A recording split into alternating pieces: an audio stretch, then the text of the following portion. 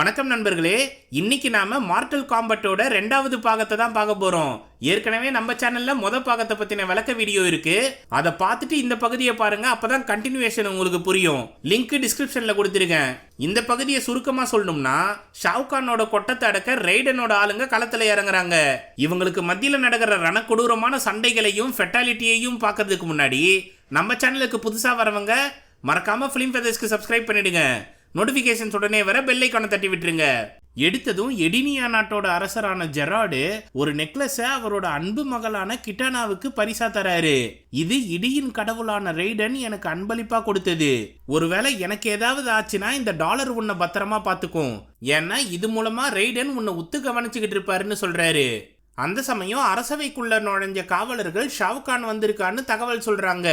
அதை கேட்டு அவன் உங்களை விட பலசாலியா இருந்து நீங்க இந்த சண்டையில தோத்துட்டா என்ன பண்ணுவீங்கன்னு கேட்கறா கிட்டானா.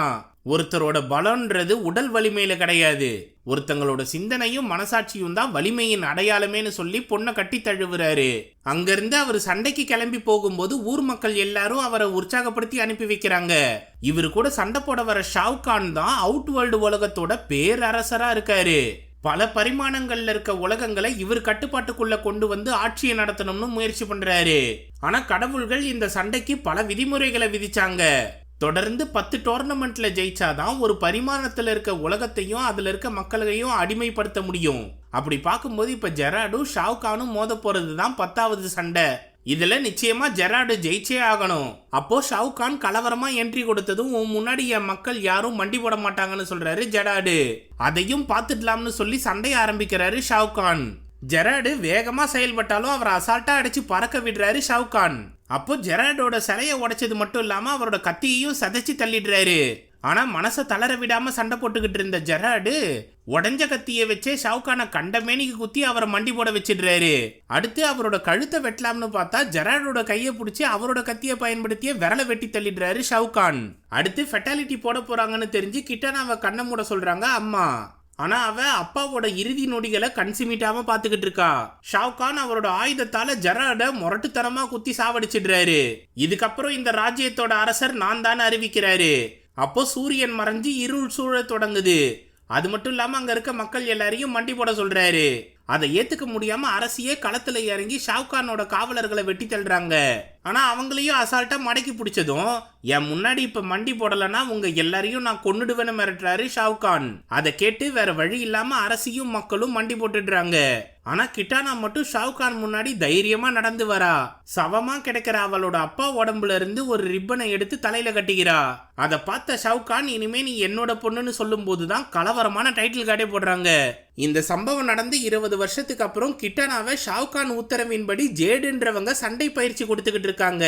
அப்போ ஜேடு கிட்டானாவோட ஆயுதத்தை தட்டி தூக்கிட்டு உன்னோட தோல்வியை ஒத்துக்கன்னு கேட்டா அவ தலையில இருந்த ரிப்பனை எடுத்து நீங்க தான் கையில கிடைச்சதெல்லாம் ஆயுதம்னு சொல்லி கொடுத்தீங்கல்ல, இப்ப என் கூட சண்டை போடுங்கன்னு கேக்குறா. திருப்பி அவங்க அட்டாக் பண்ண வரும்போது அசால்ட்டா மடக்கி பிடிச்சிடுறா. உடனே ஜேடும் அவங்க தோல்வியை ஒத்துக்கிறாங்க. 2 பேரும் அங்கிருந்து கிளம்பி போகும்போது ஷாவுகான் உனக்கு செஞ்ச கொடுமைக்காக நீ என்னை என்ன வேணாலும் தண்டிச்சிருக்கலாம், ஆனா இப்ப வரைக்கும் உன் கூட பிறக்காத சகோதரியாதான் என்ன பாத்துக்கிட்டு இருக்கேன்னு பெருமையா சொல்றாங்க ஜேடு. உண்மையாலுமே உங்களை என்னோட கூட பிறந்த சகோதரியாதான் பாக்குறேன்னு சொல்றா கிட்டானா. சரி, இப்ப நடக்க போற டோர்னமெண்ட்ல நீ சண்டை போடுறதுக்கு ஏத்த ஆயுதத்தை ரெடி பண்ணி வச்சிருக்கேன்னு கொடுக்கறாங்க ஜேடு. அது கைவிசிறி போல இருந்தாலும் கூர்மையான கத்திகள் அதுல சொருவி இருக்கு. இது செம்மையா செதுக்கிருக்கானுங்களே, சிறப்பான ஆயுதம் தான் பாராட்டிட்டு அங்கிருந்து 2 பேரும் அரசவைக்கு வராங்க.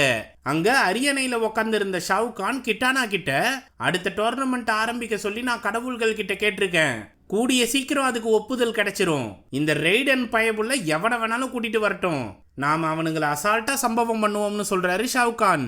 அப்போ மந்திரவாதியான ஷாங் ஷுங் கதவை திறந்துட்டு வராரு. இவன் இங்க என்ன பண்றான்னு கிட்டானா கேட்க, என்னோட உளவாளிகள் காயங்களை குணப்படுத்துற ஆமுலெட் ரெய்டன் கோவில்ல தான் இருக்குன்னு கண்டுபிடிச்சிட்டாங்க, அதை பயன்படுத்தி நாம டோர்னமெண்ட்ல ஜெயிக்கலாம்னு சொல்றாரு ஷாங் சுங். ஆனா அந்த ஆமுலெட்டை இயக்குறதுக்கு நமக்கு சக்தி வாய்ந்த நட்சத்திரம் தேவைன்னு சொல்றாங்க கிட்டானா. நட்சத்திரம் எதுக்கு, நாம கடவுளையே பிடிச்சிட்டு வருவோம்னு சொல்றாரு ஷாங் சுங். அதே சமயம் ரெய்டன் மார்டல் காம்பட் ஆரம்பிக்கிறதுக்கு இன்னும் கொஞ்ச நேரம் தான் இருக்கு, ஆனா அதுக்குள்ள நாம இன்னொரு சாம்பியனை கண்டுபிடிச்சாகணுமேனு புலம்புறாரு. அப்பதான் லோ பட்ஜெட் ஆக்ஷன் ஹீரோவா இருந்த ஜானி கேஜி இப்ப பட வாய்ப்புகள் எதுவும் இல்லாம ரசிகர்கள் கூடுற இடத்துல அவரோட பழைய கலெக்டபிள்ஸை வச்சு வாங்க ஆள் இல்லாம உட்காந்துக்கிட்டு இருக்காரு. கொஞ்ச நேரம் பொறுத்து அங்கிருந்து கிளம்பும்போது ரெய்டனும் சோனியாவும் அவரை சந்திக்க வராங்க. நீங்க எந்த படத்துலப்பா சைடு ஆர்டிஸ்டா நடிச்சீங்க, இன்னும் ட்ரெஸ் மாத்தாம இருக்கீங்கன்னு கேக்குறாரு. இந்த உலகத்தையும் மனிதர்களையும் காப்பாத்துறதுக்காக நீ எங்க கூட சேர்ந்து மார்டல் காம்பேட்ல சண்டை போடணும், அதுக்காக உன்னை அழைச்சிட்டு போக வந்திருக்கோம்னு சொல்றாங்க. ஏண்டா என்னையவே காப்பாத்திக்க முடியல, இதுல நான் இந்த உலகத்தை வேற காப்பாத்தணுமா, ஒழுங்கா ஓடி போயிடுங்கடான்னு கத்துறாரு. அப்போ ரெய்டன் அவரோட மின்னல் சக்தியை பயன்படுத்தி போர்ட்டலை ஓபன் பண்ணதும் அதை பார்த்து வாயை புழக்கிறாரு ஜானி. அதுக்குள்ள நுழைஞ்சு சோனியா கூட சேர்ந்து ரெய்டன் கோயிலுக்கு வராரு. அங்க லூ கேங்கு, ஜாக்ஸ் பிரிக்ஸ், அப்புறம் கோல் யங்கு இவங்க 3 பேரும் அதிபயங்கர சக்திகளை பயன்படுத்தி சண்டை பயிற்சி எடுக்கிறத பார்த்து ஆச்சரியப்படுறாரு ஜானி. அவர்கிட்ட நாங்க உனக்கு முன்னாடி குங்லாவை தான் சாம்பியனா தேர்வு செஞ்சோம், ஆனா ஷவுகானோட ஆளு ஷாங் சுங்குன்றவன் குங்லாவை கொன்னுட்டான், இப்போ அவருக்கு பதில் நீங்க வந்திருக்கன்னு சொல்றாங்க சோனியா. அப்படின்னா என்ன சப்ஸ்டியூட்டா தான் நீங்க எடுத்திருக்கீங்களா? சரி, ஏதோ டோர்னமெண்ட்னு சொன்னீங்கன்னு பார்த்தா இங்க என்னடானா கொலலாம் பண்றானுங்க, ஆள விட்றா சாமின்னு இங்க இருந்து கிளம்ப முயற்சி பண்றாரு ஜானி. அப்போ மத்த 3 பேரும் நாம மனித குலத்தை காப்பாத்துறதுக்காக உயிரை விடுறத பெருமையா தான் நினைக்கணும்னு சொல்றாங்க. ஆனா ஜானியால அதை ஏத்துக்க முடியாம முதல்ல என்னை இங்க இருந்து அனுப்பி விடுங்கன்னு சொல்றாரு. சரின்னு ரெய்டன் அவரோட மின்னல் சக்தி மூலமா போர்ட்டலை ஓபன் பண்ணிடுறாரு.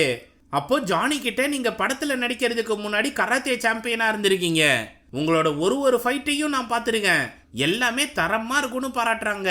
அவன் எப்பயோ செத்துட்டாமா, இப்போ உங்க முன்னாடி நிக்கிறது ஒரு சோம்பேறி கழுதன்னு நினைச்சுக்கோங்க, எப்படியாச்சும் இந்த உலகத்தை காப்பாத்த நீங்க சண்டை போட்டு ஜெயிக்கணும்னு ஆண்டவனை பிரார்த்தனை பண்ணிக்கிறேன், இப்போ இங்க இருந்து கிளம்புறேன்னு சொல்லிட்டு போர்ட்டலுக்குள்ள நுழைஞ்சிடுறாரு ஜானி. இன்னொரு பக்கம் ஷவுகானோட மந்திரவாதிகள்ல ஒருத்தரான குவான்சின்றவரு குங்லாவையும் கேனோவையும் உயிர்த்தெழ வச்சு ஷவுகான் டீம்ல சேர்த்து சண்டை போட வைக்கலாம்னு முயற்சி பண்றாரு. அங்க வந்த கிட்டானா இவங்க யாரு என்ன ஏதுன்னு கேட்டு தெரிஞ்சுக்கிறாங்க. அப்போ ஷவுகானோட உத்தரவின்படி தான் நான் செயல்படுறேன்னு சொல்லிட்டு போறாரு குவான்சி. இன்னொரு பக்கம் ஜானி கேஜ் தனியா உட்காந்து சரக்கடிச்சுக்கிட்டு இருக்கும்போது அங்க இருந்த ஒருத்தர், எப்பா நீ படத்துல நடிச்சிருக்க தானே, சின்ன வயசுல உங்களோட ஆக்ஷன் படம்லாம் பார்த்து சிலிர்த்து போய் சில்லறையை செதற விட்டேன், எப்போ அதோட 2வது பார்ட் எடுப்பீங்கன்னு கேக்குறாரு. நீ வேற காமெடி பண்ணாதையா, இப்ப இருக்க ரசிகர்கள்லாம் ஜான்விக்கு பென்சிலை வச்சே பல 100 பேரை கொள்றதை தான் பார்க்க ஆசைப்படுறானுங்க, இந்த கராத்தே குங்ஃபுவை வச்சு வித்த காட்டுற படம்லாம் பழைய காலத்திலே முடிஞ்சு போச்சுன்னு புலம்புறாரு. அந்த பக்கம் குவான்சி மந்திர சக்தியை பயன்படுத்தி கேனோவை உயிர்த்தெழ வச்சிடுறாரு. இது இப்படி இருக்க ரெய்டன் 4 சாம்பியன்ஸ் கிட்டையும் இன்னைக்கு நடக்க போற சண்டையில 2 சாம்பியன்ஸ் கலந்துக்க போறாங்க, அதுல ஜெயிச்சு அடுத்த ரவுண்டுக்கு போக முயற்சி பண்ணுங்க, அதே போல தோக்குறவங்க உயிரோட இருக்கணுமா இல்லையான்றத முடிவு பண்றது ஜெயிக்கிறவங்க கிட்டதான் இருக்குன்றதையும் மறந்துடாதீங்கன்னு சொல்றாரு. அப்போ சோனியா உடம்பு ஜொலிக்க தொடங்குது, அவங்க தைரியமா களத்துல இறங்குறாங்க. அடுத்ததா மத்த 3 பேரும் யாரு போறதுன்னு காத்துட்டு இருந்தா பார்ல உட்காந்து பழைய வீடியோவை பார்த்துக்கிட்டு இருந்த ஜானி கேஜ் களத்துல இறக்கப்படுறாரு. அந்த இடத்த சுத்தி பார்த்து நல்லா வந்து சிக்கிட்டம் போலையேன்னு புலம்புறாரு. இன்னொரு பக்கம் ஒத்த கண்ணோட உயிர்த்து எழுந்த கேனோ கிட்ட ஆமுலெட் எங்கன்னு கேக்குறாரு குவான்சி. அதை கஷ்டப்பட்டு தேடி கொடுத்ததும் நான் அதை கொண்டு போய் ஷவுகான் கிட்ட கொடுக்குறேன்னு சொல்றா கிட்டானா. அவ உடம்பு ஜொலிக்கிறத கவனிச்சு நீ சண்டை போட கிளம்பி இதை நான் பாத்துக்கிறேன்னு சொல்றாரு குவான்சி. அப்போ அவளுக்கு குட் லக் சொல்லி அனுப்பி வைக்கிறாங்க ஜேடு. கிட்டானா ஜானி கேஜ் கூட சண்டை போட களத்துல இறக்கப்படுறாங்க. அதை வேடிக்கை பார்க்க ஷவுகான் வந்திருக்காரு. அப்போ வானத்துல 5 சிகப்பு கலர் நெருப்பும் 5 ப்ளூ கலர் நெருப்பும் எரியுது. அதை பார்த்த ஜானி கிட்ட இது எல்லாமே ஒரு சாம்பியனை குறிக்குது, இதுல எந்த சைடு முதல்ல 5 நெருப்பும் அணைஞ்சு போதோ அப்போ டோர்னமெண்ட் முடிவுக்கு வரும், அதனால ஜாக்கிரதையா சண்டை போடுன்னு சொல்லி மேட்ச் ஆரம்பிக்கிறாங்க. கிட்டானா விசிறி கத்திய தூக்கி வீசினதும் எம்மா நான் ஒரு பொண்ணு கூட சண்டை போடுறேன், அதனால என்ன கோவப்படுத்தி பார்க்காதன்னு சொல்றாரு ஜானி. அதை பத்தி நீ கவலைப்பட வேணாம்னு சொல்லிட்டு மாஸ்க போட்டு ரணக்கொடூரமா சண்டை போடுறாங்க கிட்டானா. அவங்க விசிறி கத்தியை பயன்படுத்துற ஸ்டைலை பார்த்தே ஜானி மிரண்டு போயிருக்காரு.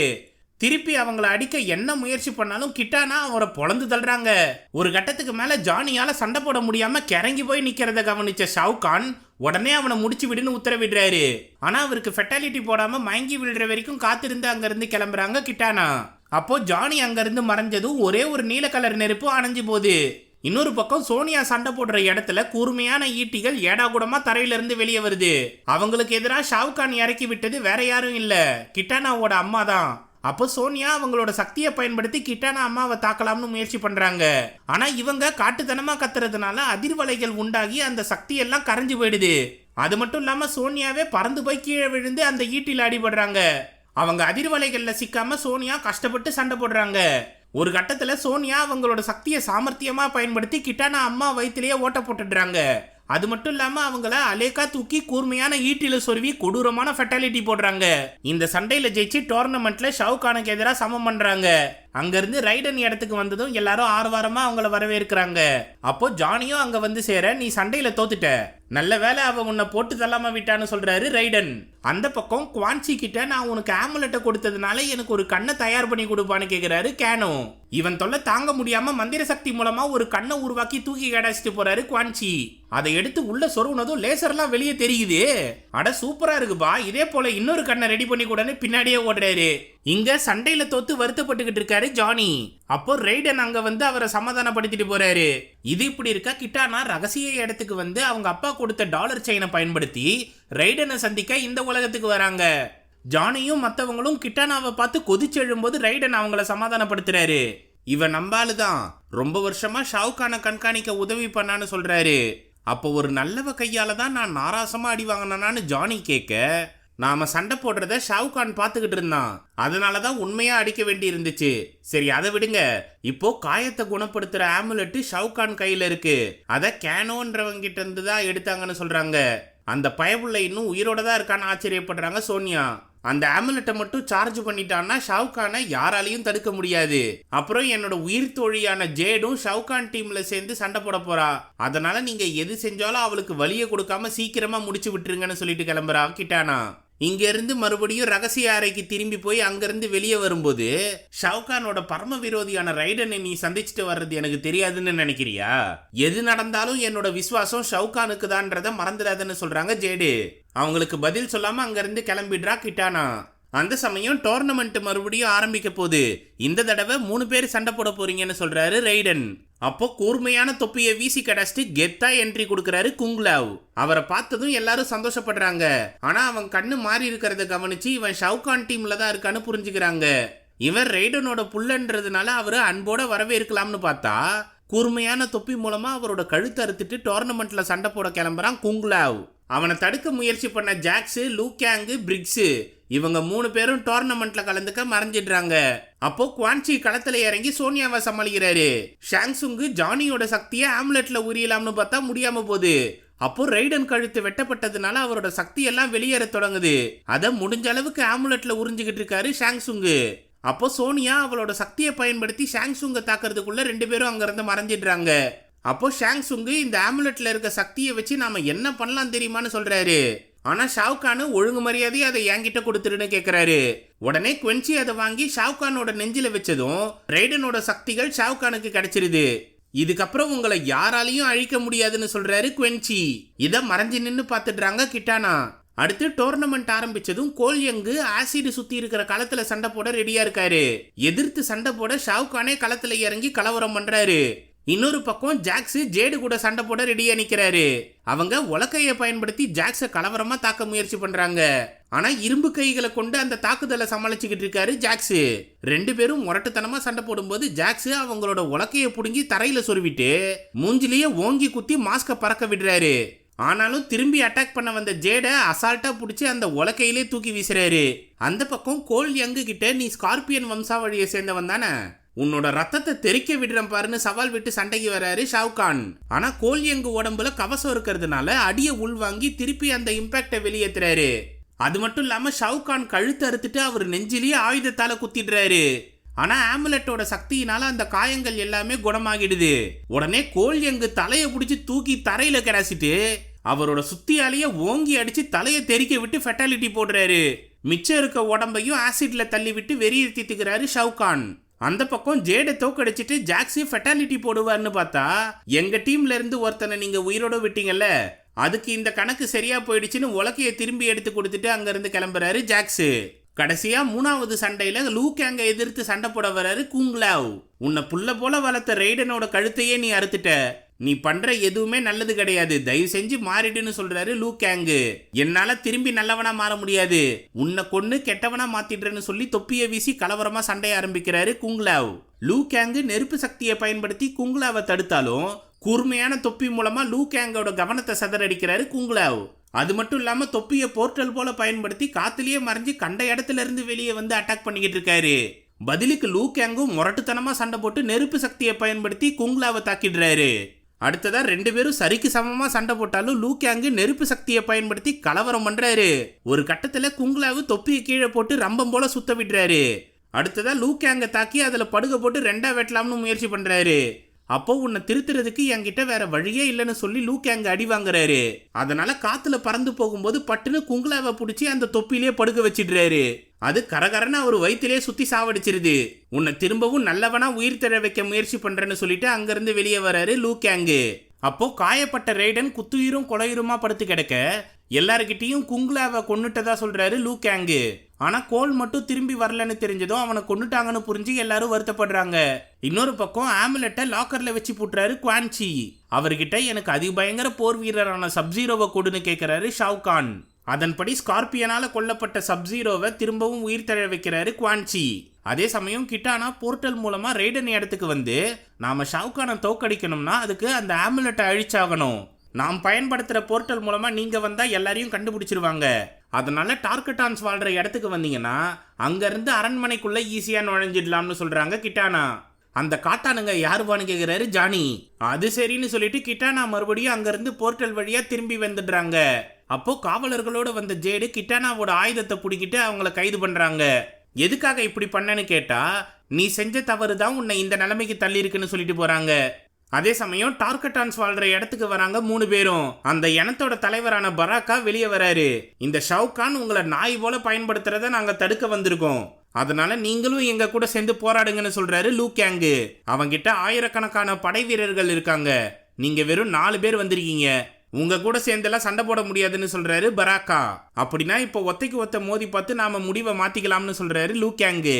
இந்த சண்டைக்கு நான் வரலன்னு சொல்லிட்டு கிளம்புறாரு பராக்கா. அப்போ வாய் ஃபுல்லா பல்ல வச்சுக்கிட்டு இப்படி வாய் சவடால் ஓடுறதுக்கே பயப்படுறீங்களடா. ஆளுதான் பார்க்க முரட்டுத்தனமா இருக்கிறீங்க, ஆனா இப்படி நடுங்குறீங்களே. பேசாம உன் பேரை பராக்கான்றதுக்கு பதிலாக பயந்தாங்கோலின்னு வச்சுக்கோன்னு சொல்றாரு ஜானி. அதை கேட்டு செம்ம கடுப்பான பராக்கா நான் சண்டைக்கு ஒத்துக்கிறேன்னு முன்னாடி வந்து நிக்கிறாரு.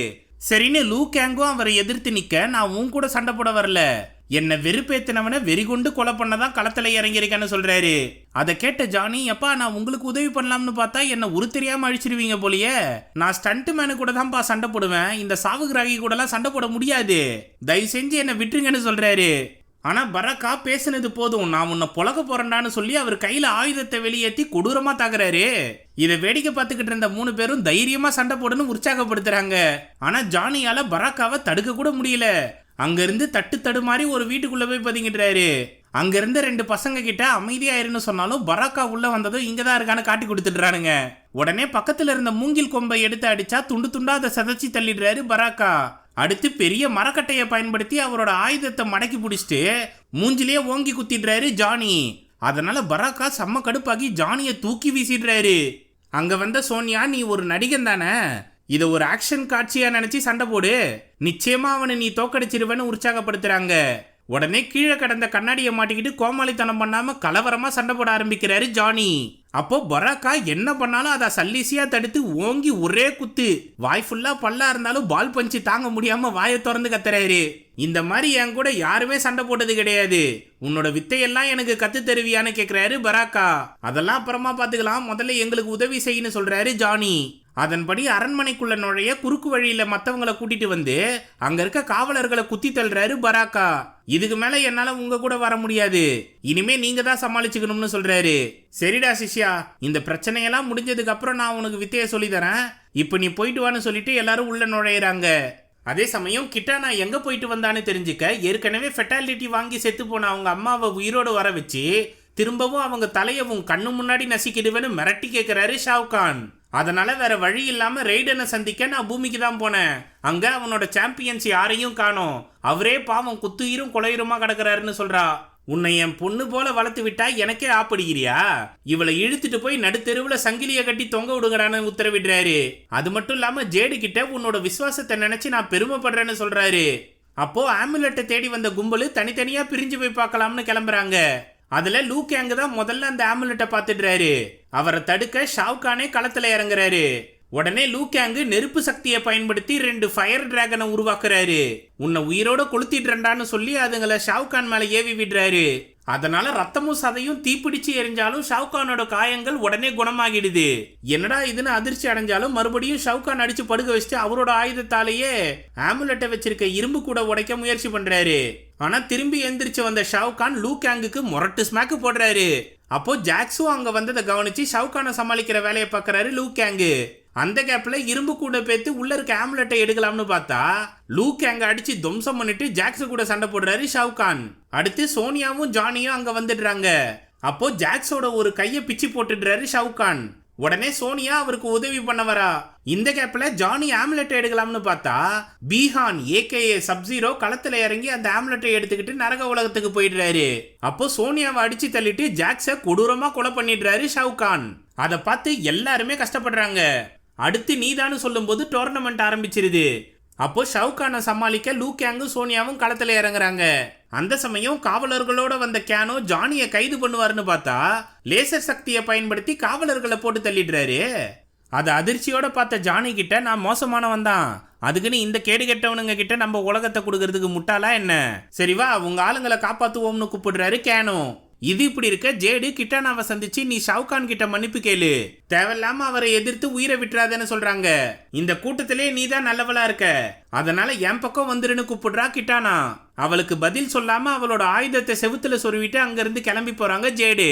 இன்னொரு பக்கம் ரெய்டனை சந்திச்சு நரக உலகத்துக்கு போய் ஆம்புலெட்டை எடுக்கிறதுக்கு உதவி கேட்க வராங்க கேனோவும் ஜானியும். நீ எப்படா நல்லவனா மாறினன்னு ரெய்டன் கேட்க, நம்ம உலகத்துல சந்தோஷமா இருக்கிறதுக்கு பல வழிகள் இருக்கு, ஆனா அந்த பயப்புள்ள நம்ம உலகத்தை கைப்பற்றிட்டானா எதையும் பண்ண முடியாது, உங்களுக்கு ஓசியில உதவி பண்ணாலே 1000 கேள்வி கேட்பீங்க போலயே, சரி போர்ட்டலை ஓபன் பண்ணுங்கடான்னு கத்துறாரு கேனோ. அப்போ ஜானி கிட்ட நீ நரக உலகத்துக்கு போனா திரும்பி வர முடியாது, உன்னோட தியாகத்தை யாரும் பாராட்ட மாட்டாங்க, இதெல்லாம் உனக்கு ஓகேவான்னு கேக்குறாரு ரெய்டன். பல கோடி ஜீவராசிகளோட உயிரை காப்பாத்த நான் செத்தாலும் பரவாயில்லன்னு சொல்றாரு ஜானி. இப்பதான் எனக்கே தெரியுது கடவுள் ஏன் உன்னை சாம்பியனா தேர்வு செஞ்சாருன்னு. சரி நரக உலகத்துல உங்களுக்கு வழிகாட்ட ஒருத்தர் இருக்காருன்னு சொல்லி ஹான்சோ இஷாஷி, அதாவது நம்ம ஸ்கார்பியன் கிட்ட அனுப்பி வைக்கிறாரு ரெய்டன். அங்க அமைதியான சூழல்ல தனியா வேலை செஞ்சுக்கிட்டு இருக்காரு ஹான்சோ. இது என்னப்பா நரகம் போலயே இல்ல, பேசாம இங்கே தங்கிடலாம் போலயேன்னு சொல்றாரு கேனோ. நரகத்துல ஒருத்தனோட மன வலிமையை பொறுத்து தான் கனவை நனவாக்க முடியும்னு சொல்றாரு ஹான்சோ. அங்க இருக்க மரத்துல ஒரு பழத்தை புடுங்கி சாப்பிட்டு இது செம்ம டேஸ்டா இருக்குப்பான்னு சொல்றாரு கேனோ. அதை சட்டை பண்ணாம எங்களை ரெய்டன் தான் அனுப்பி வச்சாரு, ஆம்புலெட்டை கண்டுபிடிக்க நீங்க உதவி பண்ணுவீங்களான்னு கேக்குறாரு ஜானி. அது ஏன் பிரச்சனை கிடையாது, நீங்க வேற ஆளை பாத்துக்கோங்கன்னு சொல்றாரு ஹான்சோ.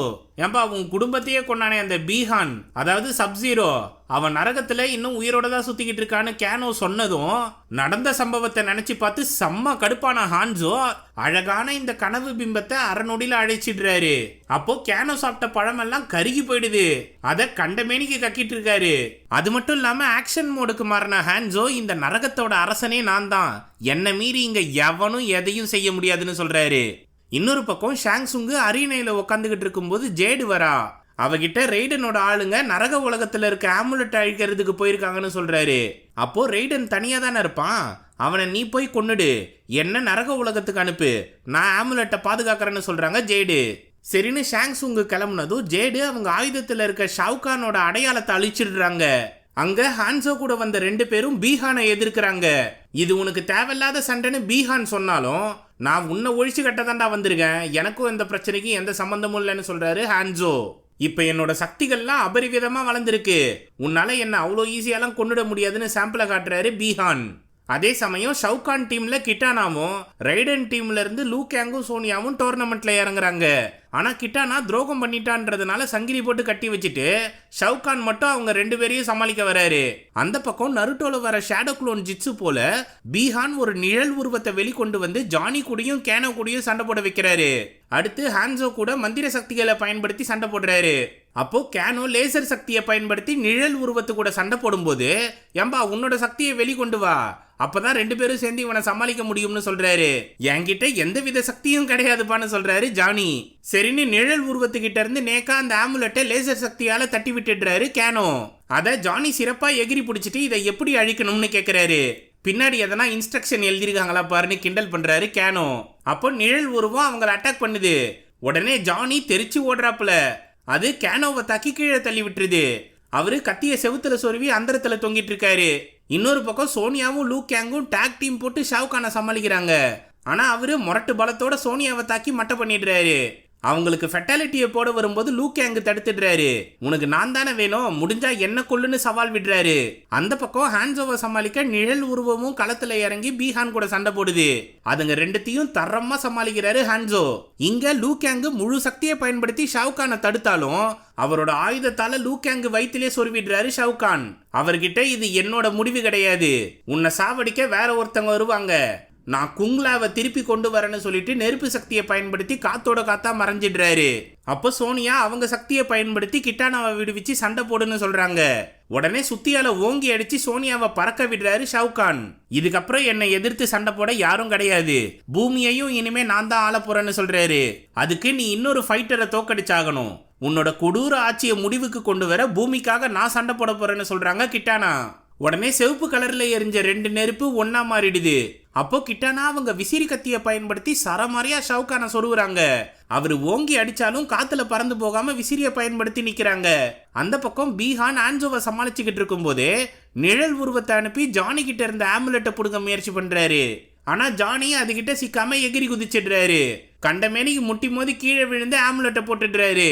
அப்போ பீஹானுக்கு பயங்கரமா டஃப் கொடுக்கறாரு ஹான்சோ. உடனே நிழல் உருவமும் துணையா வந்து நிக்க சங்கிலி கத்தியை பயன்படுத்தி அவரை இழுத்து போட்டு நிழல் உருவத்தை 2ஆ வெட்டிடுறாரு ஹான்சோ. அப்போ பீஹான் அங்கிருந்து மறைஞ்சு ஜானியை தேடி போறாரு. இங்க ஷாவ்கானை எப்படி தாக்குனாலும் கிட்டானாவை அடிச்சு பறக்க விடுறாரு. அதே சமயம் ரெய்டனை கொல்றதுக்காக ஷாங்சுங் வராரு.